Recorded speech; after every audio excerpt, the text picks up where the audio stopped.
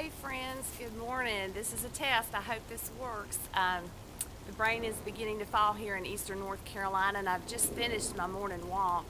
What a great time I've had with the Lord. I mark today as the day when I have finally reached that overlook that I talked about in my last video with God. The view has been stunning this morning as I have spent time in praise and worship with Him. And I just had a little word of encouragement I wanted to share with you.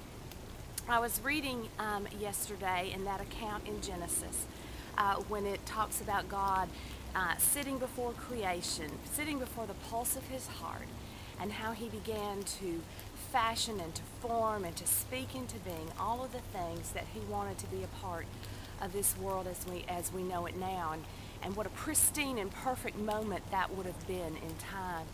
And in Genesis chapter 2, it tells us, now God planted a garden in the east. Gosh, I don't know about you, but I like to think about God planting a garden and what that must have been like for Him as He bent down and touched the earth and He began to sow into the soil of humanity things like this tree or tulips or just whatever came to His mind, the bold and the vivid colors and plants that He just tenderly put into the soil, knowing that in time it would birth a beauty all its own that we would now hold and enjoy today.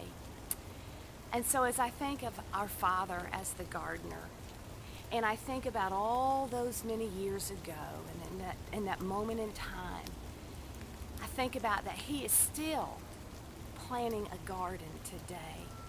But He's not maybe doing it in the way that He did back then. Instead, He's choosing to use the soil of our hearts to plant a garden. Stuff like joy and peace and patience, goodness and faithfulness and self-control and love. He's just sowing those seeds into us every day. And He's asking us in Galatians 5:22 and 23 to keep in step with His Spirit, to keep in step with His gardening. I don't know what kind of seeds the Father longs to plant in your heart today, into the soil of your heart. But I know that what He has promised in His Word is true, that He longs for you and I to be fruit bearers for the kingdom.